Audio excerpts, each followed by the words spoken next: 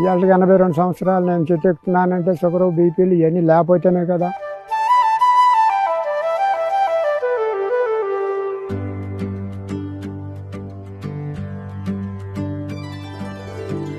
Namana Rosaya, a smallholder farmer from Athota village in Guntur district, has perfected a 5-layer natural farming system.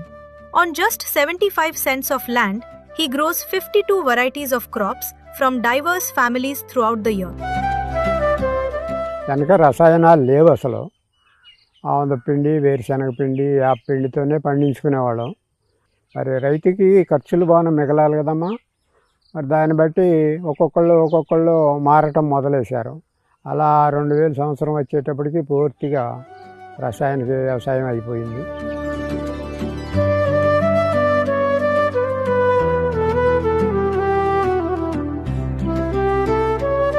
రైతు సాధికార సంస్థలు కూడా 4-5 ఏళ్ళు కలిసి పనిచేసాము. జీవామృతం, ఘనజీవామృతం, విత్తన శుద్ధి కార్యక్రమం ఇవన్నీ చెప్పారు కదా. ఒక చెట్టు కాడికి 4 చెట్లు, 4 చెట్లకి 4 రకాల పళ్ళు కాస్తాయి. మీకు ఆరోగ్యం బాగుంటుంది, తినడానికి మీకు డబ్బులు వస్తాయి సేంద్రీయ వ్యవసాయం చేస్తే అనే మాటలుగా బాగా చెప్పారు.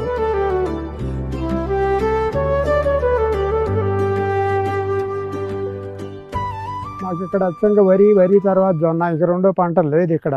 మరి కొత్త రకం పంట వేస్తే డబ్బులు వస్తాయని నేను ఆలోచించి కొబ్బరిని ఎంచుకున్నాను ముందు.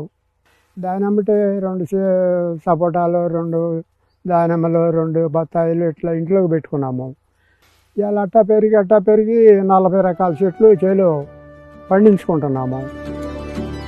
Farmer Rosaya practiced natural farming methods such as seed palletization and the application of bioinoculants like Ghana Jeevamrutham, helping to improve and strengthen soil health. మామూలుగా ఇట్లా వాప్సా చేస్తారు, సంవత్సరానికి 2 సార్లుగా సరిపోద్ది, దీనికి బలం సరిపోద్ది. ఏం పై మందులు కూడా ఏం చల్లవమ్మ, ఎప్పుడన్నా చల్లితే వేప కషాయం చల్లుతాం.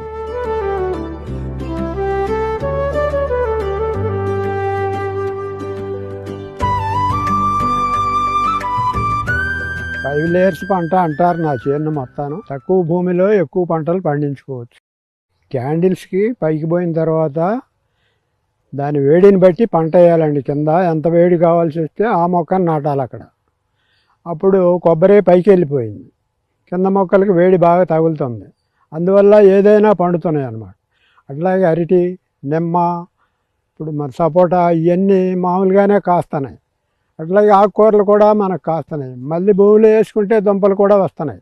నా చేలో ఒక చెట్టు ఉందమ్మా, 85 కాయలు ఇచ్చింది. ఒక గెలకి 85 కాయలు ఇచ్చింది. ఎన్ని గెలలో 8 గెలలు ఇచ్చిందట. 70, 75, 80, 75 అట్ట.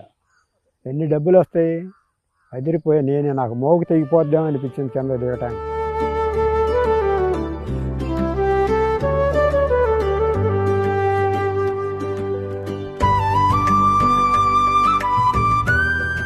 మల్చింగ్ వల్ల నీకు కలుపు తగ్గుద్ది. మనకి వర్షం కురిసినప్పుడల్లా భూమికి సారం చీకుతూ ఉంటుంది, పైన పడేస్తూ ఉంటాం, కింద చీకుతూ ఉంటుంది. ఎర్రలు బాగా డెవలప్ అవుతాయి, భూమిని గొల్ల చేస్తాయి. దానివల్ల ఈ చెట్లు వేళ్ళు ఎక్కువ దూరం పోవటానికి అవకాశం ఉంటుంది. ఇంకా రెండోది ఏ అవసరం లేదు. ఇప్పుడు ఆ యాక్ కింద చూస్తే అంతా నల్లగా శుభ్రంగా మెత్తగా ఉంటుంది ఎరువు. భూమి ఏమీ మారకుండా, చవుడు పోకుండా నిలబడింది ఇది.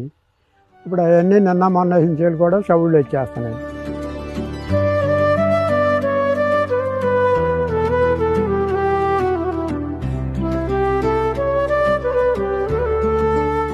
Peer learning is playing a key role in sharing knowledge among farmers and in scaling up natural farming beyond state.